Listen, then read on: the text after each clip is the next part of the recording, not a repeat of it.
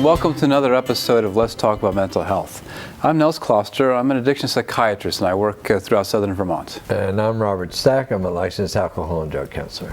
Right. Good evening. And as a reminder, for questions or comments, we have a Facebook site and an email address. The Facebook site is facebook.com/letstalkvt, and the email is questions@letstalkvt.com. Yeah. So we're back to sitting alone for a while after a number of guests on the show. And actually, I wanted to follow up on that. We had one of our guests came on, and Dr. Bobby Benton. Bennett. Bennett. Did I say that right? Roberta Bennett. Roberta Bennett. All right. She came on, and one of the things that she talked a little bit about and was attachment disorder. And someone has raised that up, asked me about it, and I didn't quite explain it as best as I could have. And I tried to describe what the mirror neurons done and the importance of the connection between a mother and a baby. So I was wondering if you could just go through it one more time for my benefit and these other things people. might not necessarily be connected, but I mean, they seem like they would have something to do with each other.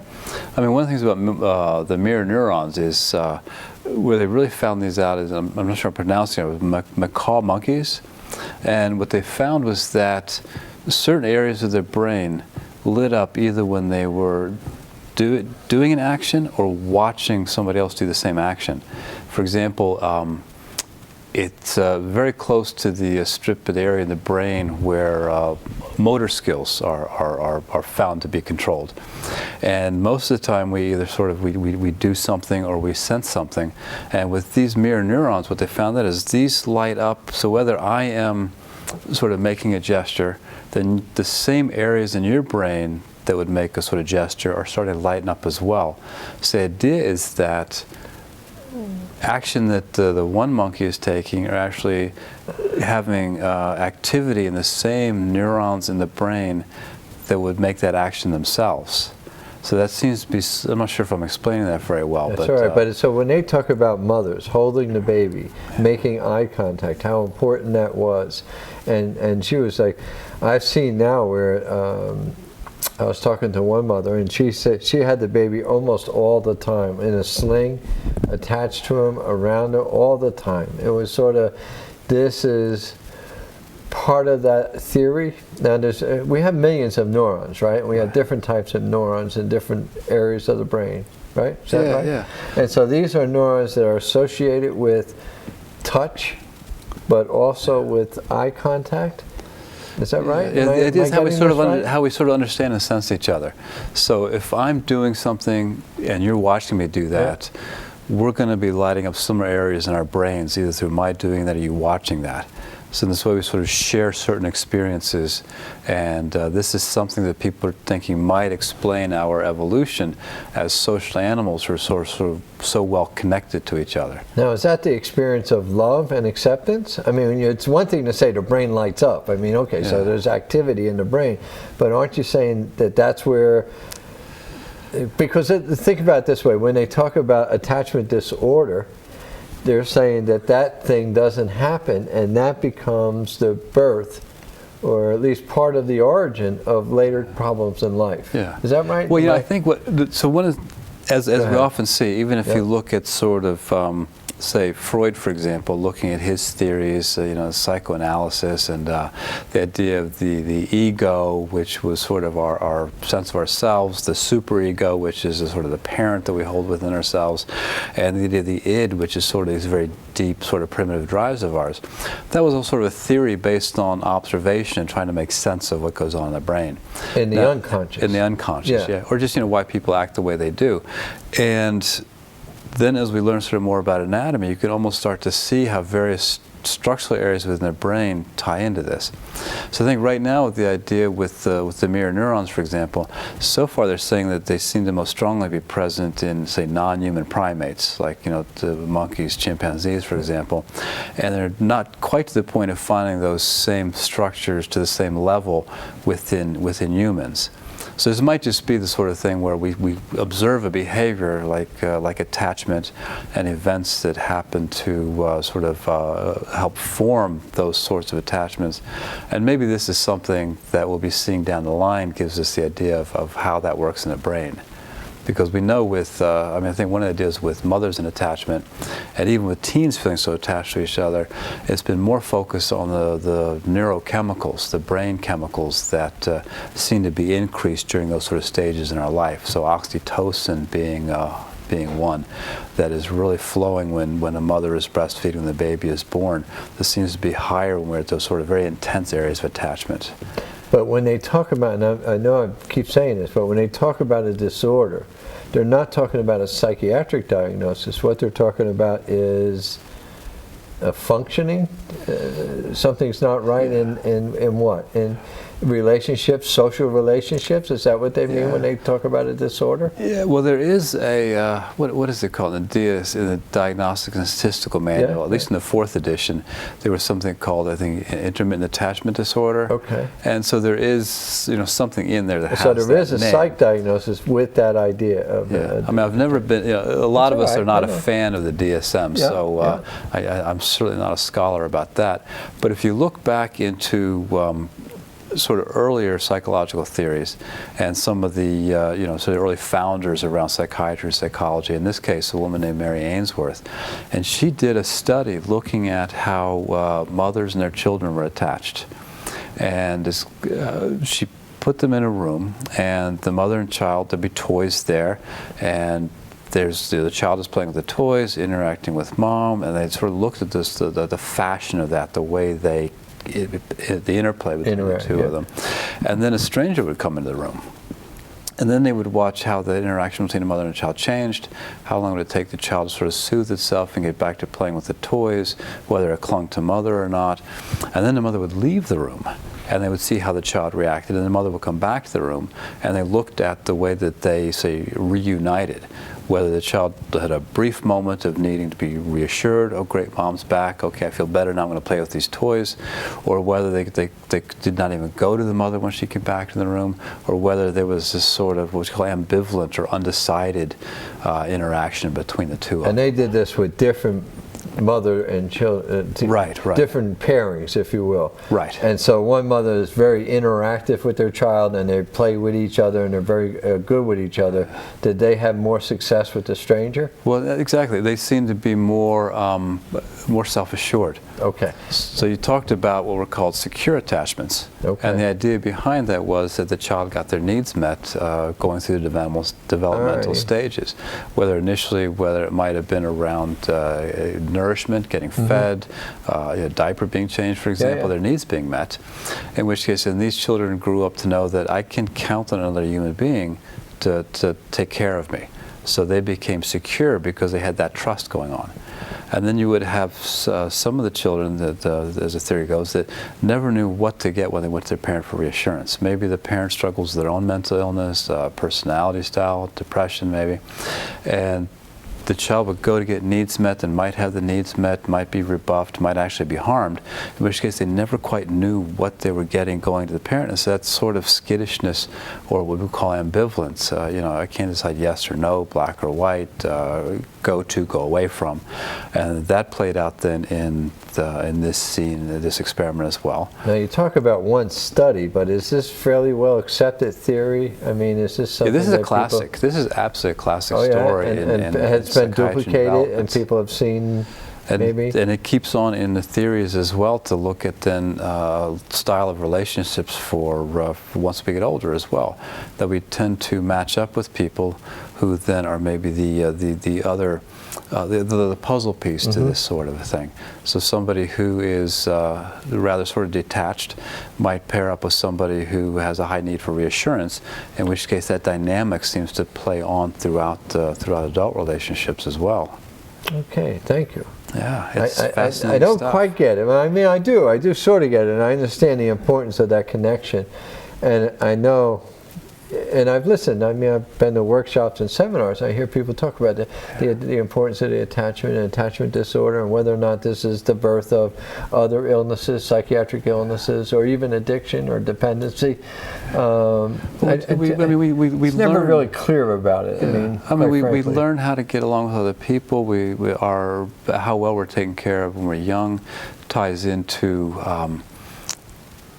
even the development of the brain as well. But isn't it maybe all you really develop is a different temperament, like a bit of an introvert loner? Yeah. I mean, isn't that possible? That and I want to make sure too, I'm concerned about that as I talk about this style of mothers and children interacting, the stranger coming in the room. You know, one of the great sort of a crime or disservices, say, that psychiatry has done, was a lot of the earlier theories had to do with placing the mother at fault, right? Either she wasn't warm enough, or her emotions were all over the place, or she was cold, and therefore that led to, say, depression, anxiety, personality style, schizophrenia in one case. And we realized too that sometimes kids are just born with a certain temperament. Sometimes it's a mismatch of temperaments between parents and children. Sometimes it is these ideas of children not able to have their needs met and come to a point where they're not able to develop because they can't trust other people to help them out. So I wouldn't want anybody who's to blame parents necessarily for what's happening, because some things just we don't know, they're mysterious, and sometimes we are just the way we are. Well, when I came into the field 30 years ago, people were just really careful about not blaming the mother. I mean, you know, I mean that was just not allowed. You couldn't even mention that. I mean, there might be faults with parenthood or something, but you could not make any causation between parents and what we were treating. I think there was people went all the way back the other way and said, no, that's not fair, you can't do that. But I think a lot of us realize, but none of us had perfect parents. Certainly we were not perfect parents ourselves. And you get to a point, I think, as we mature, right, and sort of, you know, look back on life and have become parents ourselves in relationships, that, you know, our folks were doing the best they could. And we start to accept that and then realize that we're all flawed and maybe we just need to get along. I used to tell my daughter she's better at being a daughter than I was at a parent. You know, I was doing the best I could. Okay, one other thing that came up, we had someone here and it was the professor from Marvel. It's Meg Mott, the political theory professor. She was talking, and one of the things that I said, and I mentioned something about we could use another Great Awakening. And I have to admit, you know, when you say Great Awakening, I wasn't quite sure what you were referring to. That's right. So, and that came up. Somebody said, you know, there's two in American history. Well, some people say there's 3 or 4, but the two that are most famous are sort of late 18th century, so 1700s, late 1700s, and it was led by ministers and stuff that were common in the colonies. It was, and again, it was this idea of a spiritual movement, if you would. But the one that I'm more acquainted with is the one that occurred in the early 1800s, and that was the Second Great Awakening, and that was more of the tent revival. If you can think of it. So the come to Jesus meetings, you yeah, think well, Mormons come from it. I mean, it was a whole bunch. It was a sect of people who had moved off the eastern seaboard. And, you know, now they were out there and they were spread out. And there wasn't that many, you know, in Guilford, I remember, that, you know, to attract ministers, they used to give them 10 acres or something like that. And the question was, do they still own the 10 acres when they moved on to another village, you know, to another parsonage? And they would have to get another minister. So, but this in the early 1800s was the Great Awakening, and it was a spiritual revival, and it was led by, you know, tent speakers. You know what I mean? It was almost like a country fair aspect to it. You know, people coming together and spending 2 or 3 days and stuff. And what I meant, and someone remarked to me and told me that's really fundamentalism in some way, very literal. You know, this is the Bible, Bible thumping, things like that, right?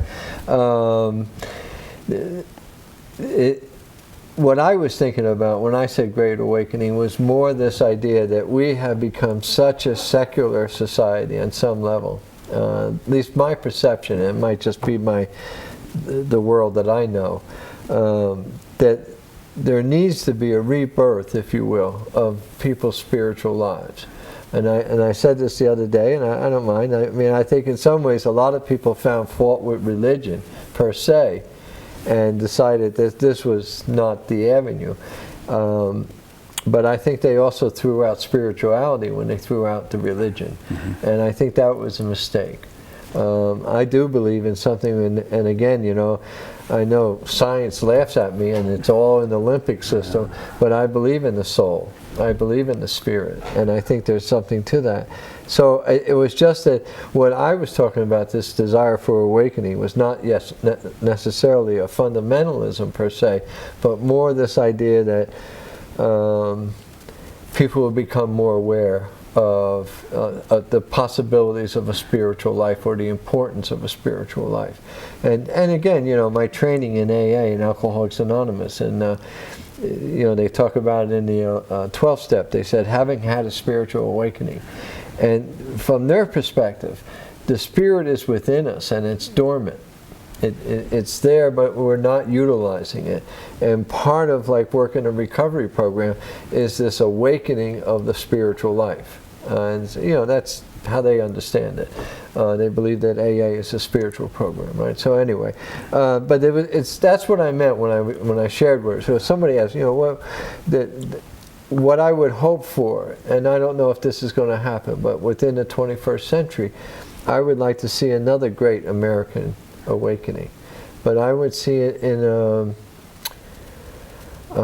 Brooks wrote a thing about moral character. I would really like to see it be a more individualized spiritual life that people would have, but realize that there was more to life than just materialism or just the physical. The more we look at the brain, I think the more, I don't know if this is fair or not, but it looks almost as if the more we learn about the brain, the more religion seems foolish, or the more we learn about, you know, everything. And that's, I'm not going to argue with that, you know what I mean? But I still think the values that we try to teach each other, charity, forgiveness, loving one another, I mean, all those are valuable things. Those are what make us human. That's what makes our society so just and right. So anyway, yeah, and I think I'd mentioned this once before, that as a confirmation gift, I was given a book that compared a lot of religions, and that was almost my downfall, because I started reading through that. I started to recognize at that young age that there were commonalities with all the religions, and if they all talked about acting right, treating others well, you know, well, how could one of them be right? And then you start to learn about evolution and how we're as you know, like I said a lot of times, as pack animals, we need to give and take and be together, and there is a right way to act. It just seems to make sense. But you hear about this. We don't teach it. I mean, we used to learn it through our religion. You know what I mean? But now we don't go to religious classes. You know what I mean? It's Sunday school. I don't even know if they have Sunday school anymore. Now I guess they do. I met somebody who told me she was a Sunday school teacher. Yeah, I'm sure they do. But that idea that, you know, so, and I saw somebody say, well, we're going to teach it in school. We're going to teach morals in school, or, you know, and maybe through the classics, I'm not sure, you know, but I just wanted to say that. So that was what the Great Awakening was. I wasn't so much arguing for a return to fundamentalism or anything like that, though I'm not opposed to it, but it was more this idea that we should, perhaps, the pendulum will swing back from, you know, over there to come back this way and say, well, perhaps we should have a spiritual life.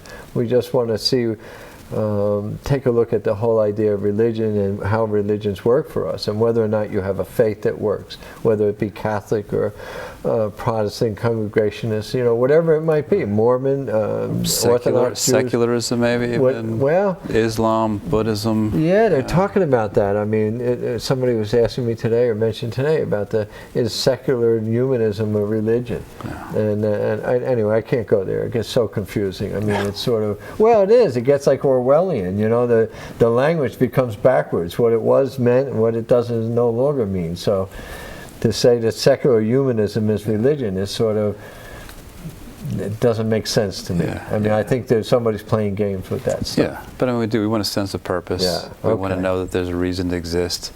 We need to get along with each other. Right. Last thing, and this, you know, we talked about this before the show, and I'd like to go back to it. Yeah. Somebody was talking to me today, asking about introducing new therapies, new treatments and stuff. How did I feel about it? And I said, okay. But one of the things that I feel that is so important, and maybe this will be helpful to folks who watch the show, is that you have to think about the life of the illness. What is the life of the illness? And different approaches, different things work at different times within the illness. And I think in some ways, and I don't know if this really works for everybody, but I have worked with clients over the years, 20 some odd years, in the hospital. And I would notice that their disease was perhaps getting worse physically on some level. But at the same time, they had some aspects of recovery that were getting better. And that the person I treated in their late 20s and 30s was really in some ways perhaps sicker on one level in their 50s, but in other ways they were getting better. Now, not necessarily by the criteria of abstinence, but more on the criteria of how were they living within their world? How were they living, you know, and I don't know if it was just a matter of aging out or, you know, getting out of their 20s, but I think that's I think when you were talking about it, you know, they were talking about uniform, giving treatment to everybody the same. That just belies the idea that everybody is different, and maybe everybody is in different places in their illness, and so your approaches shouldn't be the same. Is that something right? Yeah, no, I think most of us realize this in you know, in counseling and therapy, because some of the research studies always look at sort of a very manualized sort of approach, you know, cognitive behavioral therapy or dialectical behavioral therapy being two examples of that, so that they can make sure that it's done the same way every time, and then they can compare it to, say, medications or no treatment. And then once you start to look what's done out in the community, there's always this this comparison between, say, you know, very strict cognitive behavioral therapy and community level care, with the implication being that crappy stuff that happens out there with, you know, freelancing therapists versus this you know, university research based sort of thing that's worked out very, very precisely. But I think, like we were talking before, that everybody's in institutions, everybody's on medications, this sort of thing, is that we're much more varied than that. And so I think what most of us do is we pick pieces that seem to be appropriate for the given person or the given time. I'll take some elements of medication or the cognitive behavioral therapy, there's a dialectical behavioral therapy here, these sort of things that really make for a more tailored approach to people being well. Well, and it goes to this whole idea of making what we do into a science. I mean, it was, you know, it was almost as if to devalue, if that's the right word, to anecdotal evidence. It said, well, that's just a story. That's just one person. Anecdotal being one person says my story. That's one person's story, and you shouldn't base a philosophy or treatment on one person. You go, oh, okay. So how should I base it? Well, we have a survey. We did a project match. We used 10,000 people. We did it over 5 different locales. We used 3 different methods of treatment, and then we measured to see which one worked best, and this is what we found. We measured cognitive, 12-step program, and motivational interviewing. Right. And what we found was 8%, 11%, or I don't know. That sounds like it's all over the place, doesn't it? And you go, oh, okay, so that's evidence-based. Yes, we have evidence that that works. Okay, so that's what I'm going to use. But what about the other, you know, 70% that did not get better? Right. Right? I mean, remember in that study, not everybody got better with cognitive behavioral therapy. Not everybody got better with 12-step program. And so you say, well, at that point you want to say, I want to work with the individual. Well, now you're back to anecdotal. Now you're back to saying, oh, wait a minute. And that's why this desire to make our field a science. They so much want to say this is evidence. I mean, I don't mean to be, you know, anti-evidence-based, but it's the evidence-based is a limited model and it's a limited solution, and to use it across the board for everybody, it's not going to work. Because, and again, you know, if you test them at 20, you test them at 18. Like we were talking about this, we have opiate addicts, young people getting into opiates. Okay, so what are they like at 18? Well, what kind of opiate addict when you look at them at 22? Now, were there any people who used opiates at 18 and aren't using it at 22? And what about at 30? Do you look at a different opiate addict at 30? Is the illness different? And the approach that you use here, has the illness got worse? Not necessarily. I mean, you know what I mean? It's so maybe what you do here is not what you do there. And yet, when I hear about this, well, we have an evidence-based treatment for all people who are using opiates. And we do go through choices, right? You know that, right? But how do families understand that? I mean, go ahead. I mean, go ahead. Can you help me with this? It's hard because I think that you get this idea of there's one way to do this. I mean, families are suffering with But this. isn't that what they demand when they say, well, we want evidence-based treatment? Isn't that what they're demanding, to say this is the scientific way to do it? Yeah. I mean, there's some reason. I mean, we don't.